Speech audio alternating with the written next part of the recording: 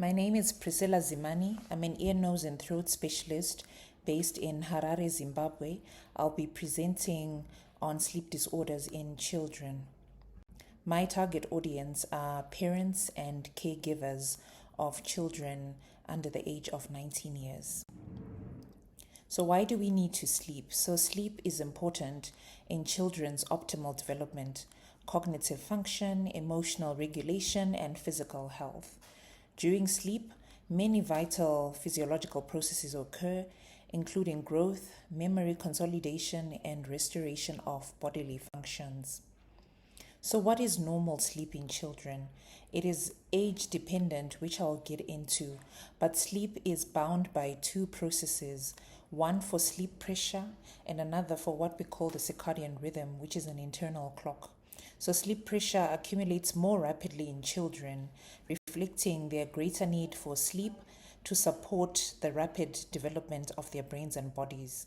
The circadian cycle is in response to environmental light and dark cycles. So, sleep patterns based on age. The American Academy of Sleep Medicine recommends the sleep durations highlighted in the picture there. So anything from 12 to 16 hours, and this progressively gets less and less as children get older until they get to adult sleeping hours in late adolescence.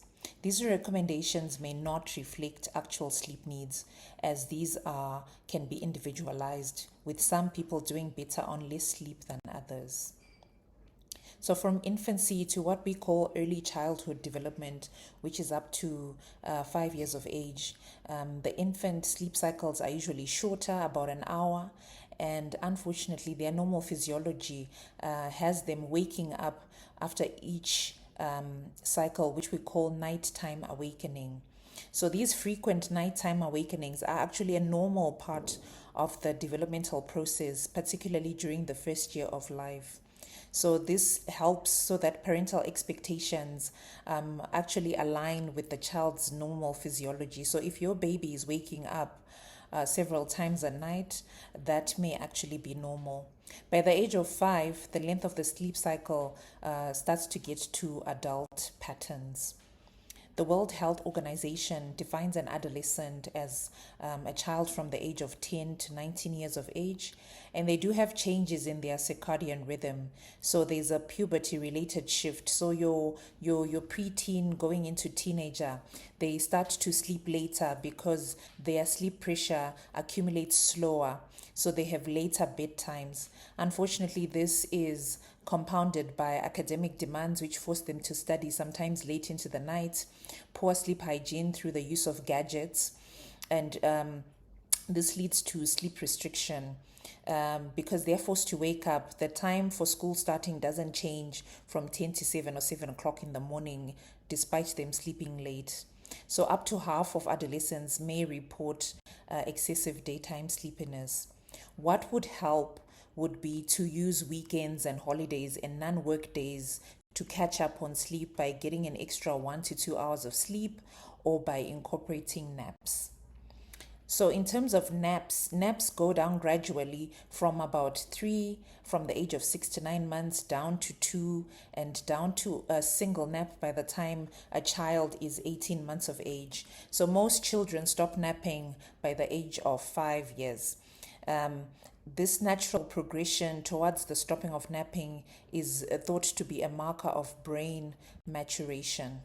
There are, however, individual differences, and these can significantly impact sleep needs and patterns. So we are not all the same. Some people need more sleep, some children need slightly less sleep, and some children will do fine on some amount of sleep deprivation while others will not do so well. There are also socio-cultural variations. There are different patterns across Caucasians, Blacks, Indians, and different cultures in terms of what's considered to be a normal sleep pattern. So these are influenced by both family preferences and cultural norms. Some children will co-sleep and some children will sleep on their own, which is fine either way. Now, feeding practices, particularly breastfeeding, also have an impact on sleep. Human milk does contain things like melatonin, which helps in regulating the circadian rhythm. Breastfed infants will wake up more during the night, but these awakenings tend to be shorter and they return to sleep more quickly. So there is a view that breastfeeding promotes better sleep outcomes in the long term, despite early sleep fragmentation in the early months.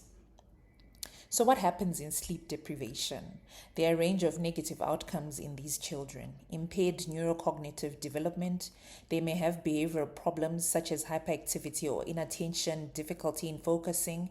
They may be at an increased risk of obesity and elevated blood pressures. There's also a risk of increased insulin resistance. They found that adolescents with type 1 diabetes have better sugar control when they have better sleep.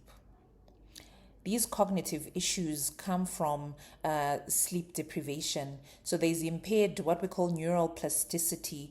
As the brain develops, you require sleep. So sleep plays an important role in cognitive function, which is usually reflected in how they do in terms of educational settings. So how a child does in school sometimes is a reflection of how much sleep they're getting and how good the quality of the sleep is. So, what's the impact on you as a parent or a caregiver? Unfortunately, the child not getting enough sleep also means you are probably not also getting enough sleep. So, there tends to be increased anxiety, stress, and depression. There's straining of relationships.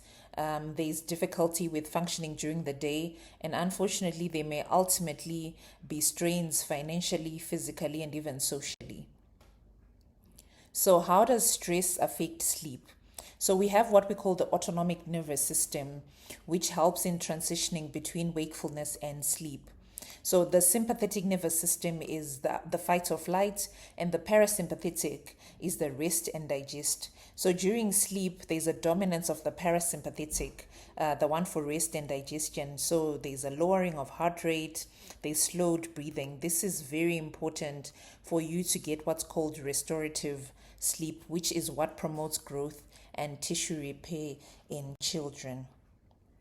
So once there are stressors, a change in location, a change in school, disruptions at home, bullying at school, any form of stress tends to increase a child's sympathetic drive. They increase in cortisol. These children find it difficult to go from being awake to sleep, so they take longer to fall asleep. So even minor changes can affect children, and this can be reflected in their sleep. So what is needed? There are recommendations like a consistent early bedtime, appropriate timing, and adequate sleep nutrition.